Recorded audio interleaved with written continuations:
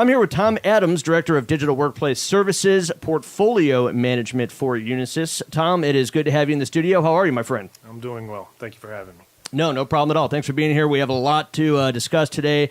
First off, as I just mentioned, portfolio management. I would like to expand on that a little bit just to get things started, get people acclimated. Can you tell us what is Services Portfolio Management? Yeah, so it is the process by which we manage our service offerings that we provide to our customers. So from the life cycle, from the first inception of a service and the implementation of that services throughout the life cycle, towards the end, service never really dies, but it continues to evolve. And one of the things that we do is we stay very close to the market, analysts, and our customers to make sure that those services continue to stay relevant and of value. Now, we also have a corresponding slide that goes with our Services Portfolio Management. Can you tell us what we're looking at here? Yeah, so what we're looking at is, in the middle section, those are actually for digital workplace services. We look at these services as the grouping that provides the most value for end users. So all the services that we provide are customer or end user facing. And so that includes productivity and collaboration. That's really around your Office 365 suite, Skype, right. Outlook, things of that nature. We have our unified endpoint management. Unified endpoint management being the management of PCs, mobile devices, and the security around those. And then we have the services that we provide for 7-Eleven today, which are service desk and field engineering. And as far as the unified endpoint, does that cover, any and all kinds of mobile devices in terms of, iPads, or if you have a Nook or something like that? Yeah, so the industry's changing quite a bit. Right. It used to segregate those out, but that's really, we're starting to see when you look at Windows 10 and some of the other OSs, the tablets, the cell phones, it's just all a device. And so that's hence the name Unified. Yes, it's no secret that everything. These days it's just moving incredibly fast. It's getting harder and harder for people to keep up. I'm already starting to feel like I'm getting a little old and behind the curve, and keeping up with all the new tech and new applications and software and whatnot. So my next question is, everyone's trying to keep up. Everyone's trying to evolve. Can you tell us a couple of ways, services that Unisys provides for 7-Eleven that's currently evolving? Yeah, so again, like I said, the two services are really focused around service desk and the field engineering, specifically dispatch. When you look at service desk, our analysis of the market and really looking and talking to customers has taken us to a point of really changing that service and that focus to the customer experience. It's not so much what we're doing, but it's why. It's the why. If you look at over the past 10, 15 years, you look at how service desk has evolved. Traditional service desk was phone and email. It's now evolved to, well, I say it's now evolved, but you'll hear next generation service desk, which was really the addition of multiple channels.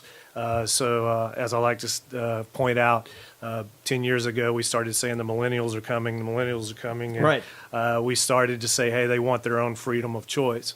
But what we've found through all of our research and analytics is the fact that the voice contact channel, so picking up the phone, is still the number one contact channel. So really? We start asking ourselves, why is that?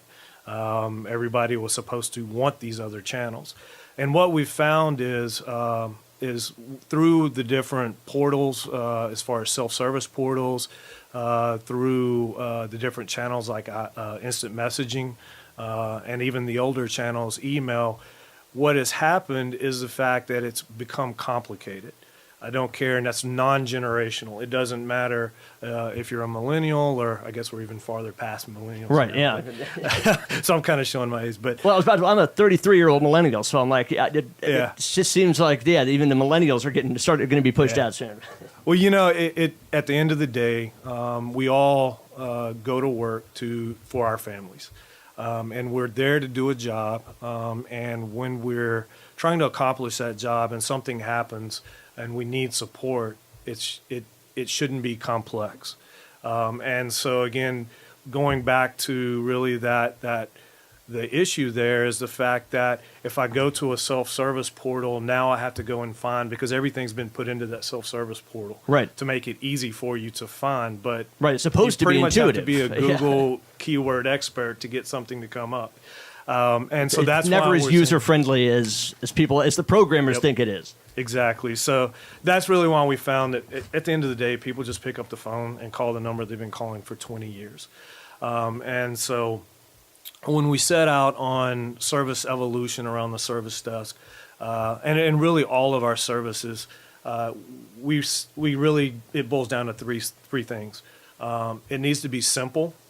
It needs to be intelligent. And it needs to be user friendly. And as these services become more innovative, I mean, you think that people really will start to, hopefully switch over, and because you still want to focus on the part, people like to pick up the phone, so you always want to have that as an option, but you also want to be innovative in sense of the other options and making them more intuitive and user friendly to where there's just a higher level of functionality. Yeah, absolutely. So it's honestly, all of the markets are about the same. So if you look at 7-Eleven and their innovation strategy and how they want to change that user experience in the store around their digital customers, digital savvy customers. Well, it's really no different from a provider perspective because we know that customer experience is directly related to the store employee experience. And so it's no different from us and a service desk agent or a field engineer. The experience that they have is going to directly impact that 7-Eleven store employee when they're calling in. Right. And so, again, whether, to your point, no matter what channel. And so the first thing that we've done is we really introduced omni-channel. May of this year, during the ServiceNow conference, we introduced our new platform for Service Desk and how we deliver managed services, and by the name of IntelliServe. And that's really based upon two functional aspects. One is that omni-channel experience. So you may start on a voice call with me and need to put that that call down and reconnect in a different channel. I don't want to take you through the entire talk track and process of re-asking you questions. That would be counterintuitive, With omni-channel, it allows us to keep that personalization. You can connect back, call back, or email, or whatever the case may be, hours later, days later, whatever the case may be, and we have that experience, and we can really be able to personalize that to you and the services you need. The second thing is the virtual agent, and so I believe that's the area that's going to change the stores the most. Today, in many cases, the store employees pick up a phone to call in, but with a virtual agent, that's not necessarily the case. I think there's where we want to be able to put that virtual agent, access to that virtual agent on the POS, the point of sale system itself, because we all know customer service. You don't want to be on the phone, holding a phone to your ear while you're trying to provide customer service. Sure. So giving them the ability to really engage with that virtual agent. Now, the virtual agent, many people in the industry you're hearing about chatbots, right? Yes, absolutely. So we're going beyond that. Over the last several years, we have implemented and been tracking the usage of chatbots, and we call it intelligent virtual agent. And so with those, they work. The first generation works pretty well. What we're moving into is our second generation of virtual agent with our IntelliServe platform. And I believe we have a slide on this one as well for the for your virtual agent. Yeah. So the main difference in this intelligent virtual agent and what we can provide with it is that it's tied into all of the different aspects of a support service. Same thing that a live agent is. So you have your knowledge base, you have your different support articles and training articles that they use, but it also has access to other things such as automation, virtual engineers, and monitoring tools. So it has the ability to go in and communicate and pull the information back for an employee. And so if I call in and I say I need, and we determine there needs to be somebody dispatched out, right now people will have to call, the store employees have to call back and ask the agent, the live agent, what is the ETA? What's the status of somebody being dispatched out? Right, which is time consuming. Yeah, and it ties up the lines, Yeah. right? And so now you affect average hold times and things of that nature. So with a virtual agent, we have the ability to almost instantaneously pick up and be able to then reach into those systems and pull that information back and help those store employees. And as far as the virtual agent, I mean, do you think that's where a lot of the benefits are? Like you mentioned, hold times. I mean, I would think that alone, would drive, just because going through the process of punching, getting to who you're trying to reach and then having to wait. And then, like you're saying, the virtual agent can give you, information almost immediately. Yep. Therefore, it's going to save you a lot of time and frustration in the long run. Yeah, it does. And this is the analogy I like to use. Is that if you talk to Siri on your phone, if you want to check your bank account, you can't just ask Siri what is the balance in my bank account. You have to ask Siri to open up your banking app. This is the evolution. Take those Siri as a personal assistant, first generation. With the second generation, it should know. And Siri should know that, well, over the past year, you've used this same banking app to check your balance 20 times. Exactly. So all I should have to ask is, hey, I need to check my bank balance. Okay, it pulls it up, and you put in your thumbprint, credentials or whatever, yeah. and you're able to look at it. And that's really the difference in what we're implementing and providing with IntelliServe, is intelligence that will enable the end users to not have to go through a series of actions to get to the information they need. I mean, I would say that alone is game changing, just because, especially for someone like 7-Eleven. But when you speak to Siri, I would say 90% of the time I ask her to open something up or find something for me, and it takes you in a way where then you have to incorporate 6 more steps, and to where you end up saying, you know what, just forget it, I'll do it myself, which takes away the entire purpose of having a virtual assistant. Yeah, absolutely. And it's a lot of people, when we start talking about virtual agents, they compare the two. And that's two completely different markets. Now, they're going to quickly converge over the next 3 to 5 years. And so with IntelliServe, we've really set up a platform that allows us to bridge the gap between the consumer market and the enterprise market. And eventually we're taking that platform and we'll start to integrate. And eventually you will talk to Cortana, Siri, or Alexa and ask for something in the enterprise, and it bridge over. And can you give us some more information just on, specifically the incorporation of artificial intelligence in your new dispatch platform? Yeah, so that's another. Yeah, so the field dispatch is another area that's changing. User expectations are definitely changing. When you look at the market and applications such as Uber and Lyft and some of those others, right? And so in order to change that experience, we've had to kind of change the platform that we're executing upon. And that, by the end of the year for 7-Eleven, has already been put in motion. There's 2 components to it. There's a back-end optimization engine that we're putting in that has artificial intelligence that makes us better and more efficient at providing that service and dispatching out and coordinating.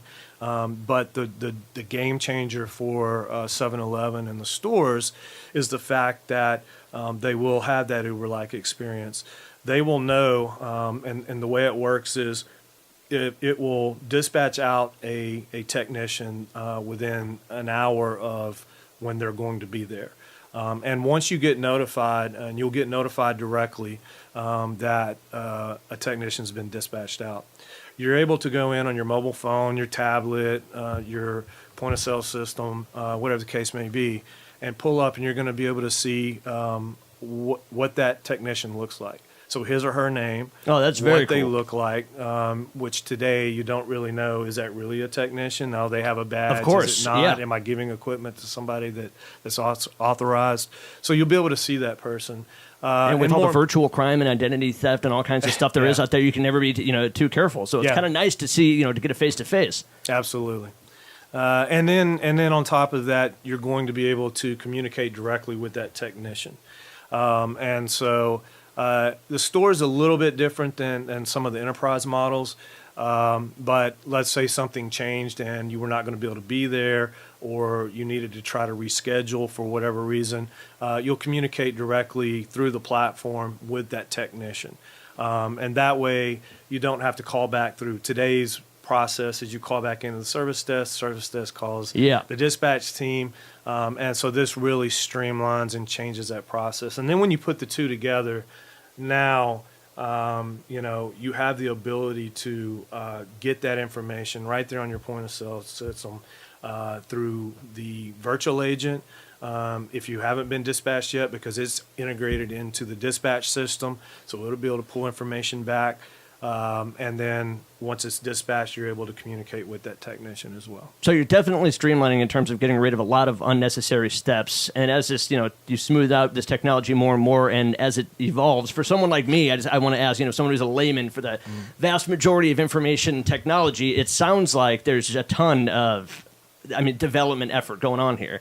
Can you give us more details into that? Yeah, so what we've identified was, number one was technology is moving so fast that, we took a look at it and we said we cannot be a developer, in-house developer. In the past, we've done that in some of our services, but we came to a realization that we needed to re-platform, and that's kind of the IntelliServe platform is a new set of tooling, and basically we rebuilt the foundation. We're rebuilding the foundation for the dispatch services and our field engineers, and by rebuilding those foundations, we have partnered with the best in the business. We've done an exhaustive RFPs to take a look at what we felt was needed in the market from a standpoint of being able to deliver services to our customers, but not just today, but tomorrow. Again, my team is always looking at the next 3 years. We look at 5 years, but that's getting a little far out. 3 years, we strategically plan and say, how is each industry starting to evolve and what services are we going to need to provide? And so we have partnered with, again, those leaders in the market, the recognized leaders. The platforms that we're building upon and putting in place are in production today. And part of being a leader, and we know this very well, is you have to continue to evolve. The hard part about being a leader is you need to stay a leader Yes. in the market. But And, from an evolutionary standpoint, it seems like you have a really good forward momentum going right now. Yeah, absolutely. We're doing quite a few things that very few in the market are doing, and those that are trying to do it, I don't know that has the same leadership commitment. I think we're really committed to changing the way Unisys approaches customer service and delivers that service, and the innovation that goes with it.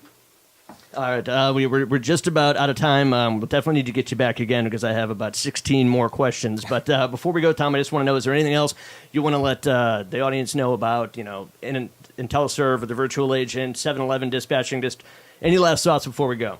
Yeah, I think, I don't think. So the definitely the innovation that we're bringing to bear at 7-Eleven fits well with the 7-Eleven strategy and innovation for changing and becoming the store of the future. And so I think this is a very nice fit and something that will be very unique in the market as we move forward. I love it. I think it's very exciting stuff. I'm really glad you had the time to come by here and tell us all about it. I sure appreciate it. Tom Adams, Director of Digital Workplace Services with Unisys, thank you so much for being here, man. All right, thank you.